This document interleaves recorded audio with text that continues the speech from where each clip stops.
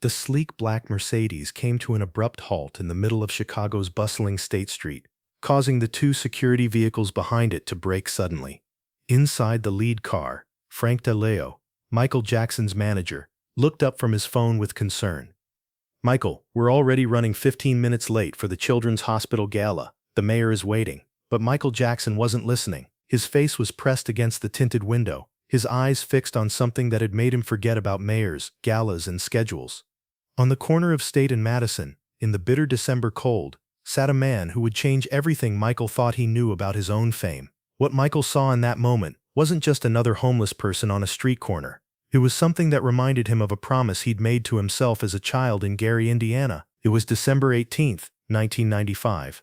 Chicago was dressed in early winter, the kind of cold that cuts through jackets and settles into bones. The city's holiday lights twinkled against the gray sky, and last-minute shoppers hurried past store windows filled with Christmas displays. But on the corner of State and Madison, 53-year-old Robert Mitchell sat with nothing but a threadbare blanket, a battered guitar case, and memories of a life that had once held promise. Robert hadn't always lived on the streets. 20 years ago, he'd been a session musician with dreams of making it big. He'd played backup guitar for several Chicago blues clubs, had even cut a demo that went nowhere. Then came the mistakes, the drinking, the missed gigs, the burned bridges. His wife left, taking their daughter. The apartments got smaller, then disappeared altogether. The music became his only companion, played not for fame or fortune, but for the handful of coins that meant another night of survival. But on this particular December evening, Robert was about to play for an audience of one, an audience that would remember this performance for the rest of his life.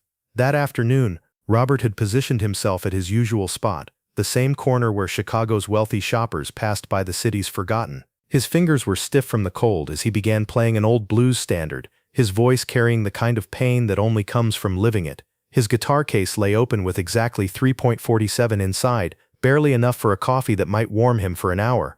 Most people walked past without a glance. Some deliberately avoided eye contact, as if poverty might be contagious.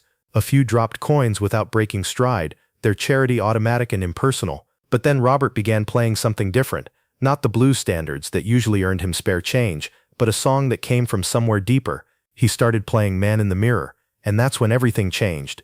Inside the Mercedes, Michael Jackson's breath caught. The sound of his own song, played with such raw emotion by this street musician, cut through all the noise of the city. But it wasn't just that someone was covering his music, it was how they were playing it. Robert's version was stripped down, vulnerable, and heartbreaking. Without the production, without the backing vocals, without anything but an old guitar and a weathered voice, the song became something new.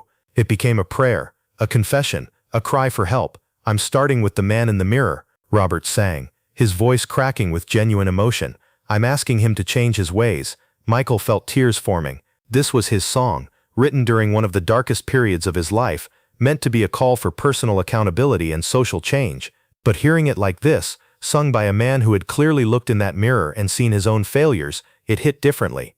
"Driver, pull over, now." What happened in the next 60 seconds would become one of the most powerful untold stories in music history. Frank DeLeo protested immediately. "Michael, we can't stop here. Security hasn't cleared the area. And pull over, please." The convoy came to a stop about 20 feet from where Robert sat. The security team immediately went into high alert mode, speaking rapidly into their radios, scanning the crowds for potential threats. But Michael was already reaching for the door handle. "Sir, you need to wait for..." His bodyguard started. "I need to talk to that man." Robert Mitchell had no idea that the small crowd gathering around him wasn't there for his music. People were pointing at the black Mercedes, whispering, pulling out cameras. Some recognized the distinctive convoy that Michael Jackson always traveled in. Others were just curious about why 3 luxury vehicles had stopped on State Street.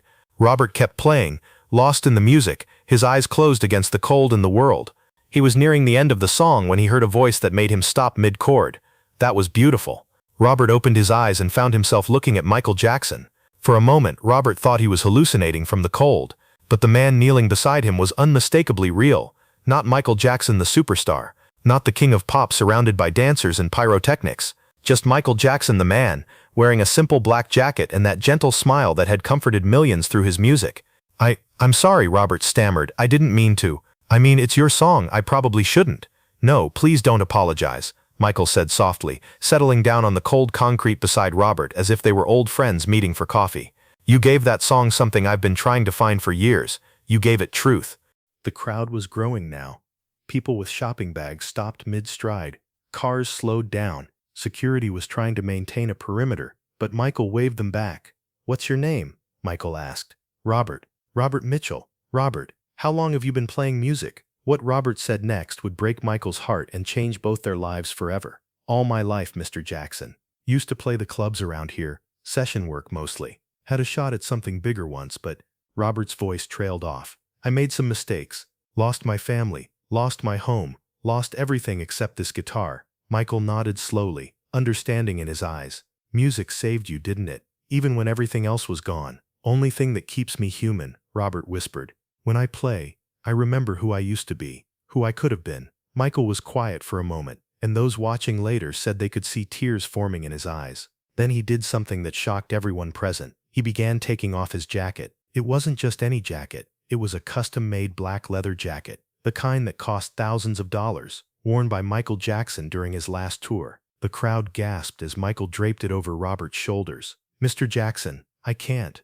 Robert started. "You're cold," Michael said simply, "and I have a dozen more in my closet. But more than that," he paused, making sure Robert was really hearing him. "I want you to have something to remember, that your life isn't over, that your story isn't finished." But Michael wasn't done. What he did next left the growing crowd of onlookers completely speechless. Michael reached into his pocket and pulled out his phone, quickly dialing a number. The crowd watched in confused silence as he had a brief, quiet conversation. Then he turned back to Robert. "Robert, I just called a friend of mine who runs a recording studio here in Chicago. He's expecting you tomorrow at noon. I want you to record that version of Man in the Mirror, exactly the way you just played it." Robert's hands were shaking, and it wasn't from the cold anymore. "I don't understand. That performance just now, that wasn't just you covering my song. That was you telling your story through my music. That's what art is supposed to be. Raw, honest, real." Michael placed a hand on Robert's shoulder. "The world needs to hear your voice, Robert. Not my voice with your performance. Your voice, your story." Tears were streaming down Robert's face now. "Why are you doing this?" Michael smiled that famous smile, but there was something deeper in his eyes. A recognition, a connection, a shared understanding of pain transformed into purpose.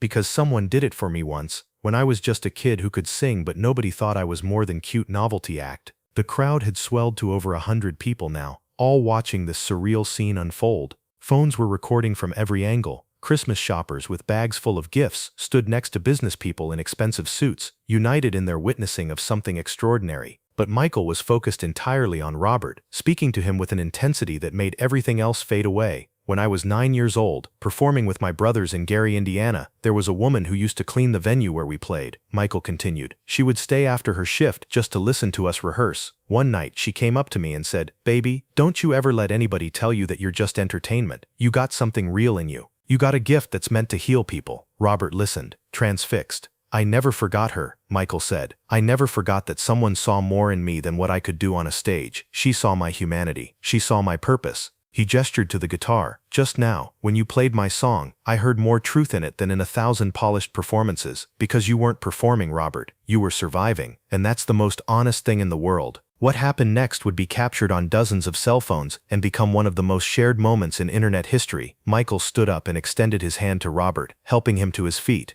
Then, in front of the stunned crowd, Michael did something completely unexpected. He asked Robert to play again. "The crowd deserves to hear what I heard," Michael said loudly enough for everyone to hear. "Ladies and gentlemen, this is Robert Mitchell, and he's about to show you what Man in the Mirror is really about." The crowd erupted in applause and encouragement. People moved closer, forming a circle around Robert and Michael. Some were crying, others were filming. Everyone knew they were witnessing something special. Robert's hands shook as he positioned his guitar. He looked at Michael, who nodded encouragingly, and then did something that made the crowd gasp again. Michael began singing along with him. There, on the corner of State and Madison in Chicago, on a cold December evening in 1995, Michael Jackson and Robert Mitchell performed Man in the Mirror together. It wasn't a polished duet. Robert's voice cracked. His guitar playing was rough around the edges, but what it lacked in production value, it made up for in pure, unfiltered human emotion. And as they sang together, something magical happened that nobody present would ever forget. The crowd joined in, softly at first, then stronger. Over 100 voices singing together on a street corner, united by a song about looking inward to change the world outward. Wealthy shoppers sang alongside the homeless. Business executives harmonized with street vendors. In that moment, Chicago's rigid social divisions dissolved into something beautifully human. When the song ended, the applause was thunderous. People were openly weeping. Even the hardened security personnel had tears in their eyes. But Michael wasn't done. He turned to the crowd and said, "Robert just taught me something that I'd forgotten. Music isn't about perfection. It's about connection. It's about being brave enough to be vulnerable, honest enough to show your scars, and hopeful enough to believe that sharing your pain might help someone else feel less alone." Then Michael made an announcement that would change Robert's life in ways he could never have imagined. Tomorrow, Robert is going to record his version of this song at Chicago Recording Company, and I'm going to make sure that everyone who wants to hear his story gets the chance. Michael looked at Robert with genuine affection, because true talent isn't about fame or fortune. It's about having the courage to keep creating even when the world has counted you out. Frank DiLeo was frantically checking his watch and trying to signal Michael about the time, but Michael ignored him completely. He spent another 20 minutes talking with Robert, writing down phone numbers, making arrangements, ensuring that Robert understood this wasn't just a nice gesture from a celebrity. This was a genuine opportunity for a second chance. The crowd slowly dispersed, but not before dozens of people approached Robert directly, some offering money, others offering services. A lawyer volunteered to help with any legal issues. A dentist offered free dental care. A woman who ran a shelter gave Robert her card and promised a warm bed for as long as he needed. But the most important gift had already been given: dignity, recognition, and hope. As Michael's convoy finally pulled away, 45 minutes late for the mayor's gala, he watched through the rear window as Robert stood on that corner, now surrounded by new friends, wearing Michael's jacket, holding a stack of business cards and promises. Frank DiLeo looked at Michael with exasperation. "That was quite a detour." Michael smiled, but his eyes were serious. "That wasn't a detour, Frank. That was exactly where I was supposed to be." The next day, Robert Mitchell walked into Chicago Recording Company at exactly noon, wearing the same jacket Michael had given him. The studio owner, David Chen, greeted him like a valued client rather than a charity case. "Mr. Jackson called me 3 times this morning to make sure everything was perfect for your session," David said with a smile. "He's very invested in this." What Robert didn't know was that Michael had done more than just arrange a recording session. He'd paid for a full day's worth of studio time, hired a professional sound engineer, and arranged for the raw recording to be sent to several music industry contacts. When Robert put on the headphones and began to play, something extraordinary happened that even the experienced studio professionals weren't prepared for. Without the noise of the street, without the pressure of performing for spare change, Robert's voice revealed itself. It was weathered, yes, rough around the edges, certainly, but it carried an authenticity that studio-polished voices could never replicate. He played Man in the Mirror 3 times. The first take was nervous, too aware of the professional equipment and expectations. The second take was better, more relaxed. But the third take was magic. David Chen, who had worked with some of the biggest names in music, sat in the control room with goosebumps. "I've never heard anything like this," he whispered to his engineer. "It's like he's not performing the song, he's confessing with it." When the session ended, Robert had recorded not just Man in the Mirror, but 3 other songs, 2 originals he'd written during his years on the street, and 1 more Michael Jackson cover that he transformed into something entirely his own. 2 weeks later, something happened that nobody expected, not even Michael Jackson himself. A local radio DJ named Marcus Williams had gotten hold of Robert's recording through one of David Chen's contacts. Marcus was known for his late-night show that featured undiscovered talent and unique voices. He played Robert's version of Man in the Mirror at 11 p.m. on a Thursday night. The station's phone lines lit up immediately. People wanted to know who this was. Where could they find more of his music? What was his story? The emotion in his voice had struck something deep in listeners who were tired of overproduced pop music and hungry for something real. Marcus played the song again, then again. By midnight, he'd played it 5 times due to popular demand. The next morning, the recording had been shared thousands of times on early internet platforms. Music blogs were writing about the homeless musician who brought Michael Jackson to tears. News stations were picking up the story. Within a week, Robert Mitchell had gone from invisible street performer to the subject of national conversation about poverty, second chances, and the true meaning of artistry. But the biggest surprise was still to come. Michael Jackson, who had been following Robert's sudden rise with quiet satisfaction, made a decision that shocked his management team. He wanted Robert to open for him at his upcoming New Year's Eve concert at the United Center. "Absolutely not," Frank DiLeo said firmly. "Michael, I understand you want to help this man, but putting an unknown street performer on stage at a sold-out arena show is insane." "Insane," Michael replied calmly, "or exactly the kind of thing that reminds people what music is really for." The argument went back and forth, but ultimately, Robert Mitchell would perform one song, his version of Man in the Mirror, as the opening act for Michael Jackson's New Year's Eve spectacular. December 31st, 1995, the United Center was packed with 20,000 fans who had paid premium prices to ring in the new year with the King of Pop. Most had no idea that the evening would begin with a street musician who, 2 weeks ago, had been playing for loose change. Robert stood backstage shaking with nerves, wearing new clothes that Michael had insisted on buying him, simple but dignified, letting his music rather than his appearance do the talking. "I can't do this," Robert whispered to Michael, who stood beside him in the wings. "These people paid to see you, not some homeless guy with a guitar." Michael's response was something Robert would remember for the rest of his life. "Robert, look at me." Michael placed both hands on Robert's shoulders. "These people didn't pay to see perfection. They paid to feel something real. You gave me that on a street corner 2 weeks ago. Now give it to them." "But I'm nobody. You're somebody who survived when survival seemed impossible. You're somebody who kept their humanity when the world tried to take it away. You're somebody who proves that talent and worth aren't measured by bank accounts or zip codes." Michael smiled. "That's not nobody, Robert. That's a hero." The lights dimmed. The crowd roared. An announcer's voice boomed through the arena. "Ladies and gentlemen, before we welcome the King of Pop, we have a very special guest. 2 weeks ago, Michael Jackson discovered this man playing music on a Chicago street corner. Tonight, Robert Mitchell makes his professional debut with a song that means everything to both of them."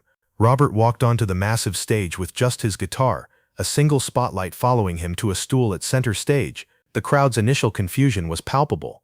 This definitely wasn't Michael Jackson, but then Robert began to play. The first notes silenced the confused murmurs. By the time Robert's voice came in, raw, honest, vulnerable, you could hear a pin drop in the 20,000-seat arena. "I'm starting with the Man in the Mirror." Some in the audience recognized the story from the news coverage. Others were experiencing it fresh, but everyone felt it. The authenticity was undeniable. This wasn't a performance crafted by producers and managers. This was one human being sharing his soul with 20,000 others. By the second verse, people were crying. By the bridge, the entire arena was swaying together. And when Robert hit the final chorus, the crowd erupted in applause so thunderous that Robert had to stop playing. He looked out at the sea of faces, every single person on their feet, cheering not just for his music, but for his survival, his courage, his humanity. Backstage, Michael Jackson was crying too, watching on a monitor as a man he'd met on a street corner 2 weeks ago received a standing ovation at one of the world's most prestigious venues. When Robert finished the song, he stood awkwardly, unsure what to do with all this attention. Then Michael walked on stage and embraced him, and the crowd somehow cheered even louder. Into the microphone, Michael said, "This is what music is for. This is why we do it. Not for awards or chart positions, but for moments like this, when we remember that we're all human, all struggling, all hoping for connection and second chances." Robert Mitchell didn't become a superstar. His story didn't end with a recording contract and a mansion in Beverly Hills. But it did end, or rather begin again, with something more valuable: dignity, purpose, and hope. The recording of his Man in the Mirror performance was released as a charity single, with all proceeds going to homeless shelters in Chicago. It sold moderately well, but more importantly, it opened doors. Robert began performing at venues throughout Chicago, not street corners anymore, but clubs, community centers, fundraisers. He became an advocate for homeless musicians, using his story to raise awareness about the hidden talents living on America's streets. Michael Jackson established a scholarship fund in Robert's name for homeless individuals pursuing artistic careers. He stayed in touch with Robert for years, occasionally showing up unannounced at his performances, always sitting quietly in the back, just listening. When Michael died in 2009, Robert was one of thousands who mourned publicly, but he also celebrated privately, remembering the man who had stopped his convoy on a cold December day because he heard something true in a street performance. "He didn't save my life," Robert said in an interview years later, still wearing that same black jacket Michael had given him. "He reminded me that my life was worth saving. There's a difference. Saving someone is something you do to them. Reminding them of their worth is something you do with them." Today, Robert Mitchell is 78 years old. He still plays music though arthritis has slowed his fingers. He runs a music program for homeless youth in Chicago, teaching them not just how to play instruments, but how to maintain their humanity, even when the world seems determined to take it away. On the wall of his small office hangs a framed photograph from that night at the United Center. Michael Jackson and Robert Mitchell on stage together, both smiling, both knowing they had participated in something larger than entertainment. And next to it hangs that black leather jacket, carefully preserved with a small plaque that reads, "Sometimes the most important performance isn't for the millions who will hear it, but for the one person who needs to believe they still matter." The lesson Robert learned that December day, and the lesson Michael had learned as a 9-year-old from a cleaning woman in Gary, Indiana, is one that echoes through generations. True greatness isn't about elevating yourself above others. It's about seeing the humanity in everyone and using whatever platform you have to remind people of their worth. Because in the end, we're all just people making music in the cold, hoping someone will stop and listen, hoping our song matters, hoping we matter. And sometimes, if we're very lucky, someone does stop. Someone hears the truth in our imperfect performance. Someone reminds us that our story isn't finished. Someone gives us their jacket and tells us we're worth more than the world has led us to believe. That's the real magic. Not in fame or fortune, but in the moment when one human being sees another, truly sees them, and chooses kindness over convenience, connection over schedule, humanity over everything else.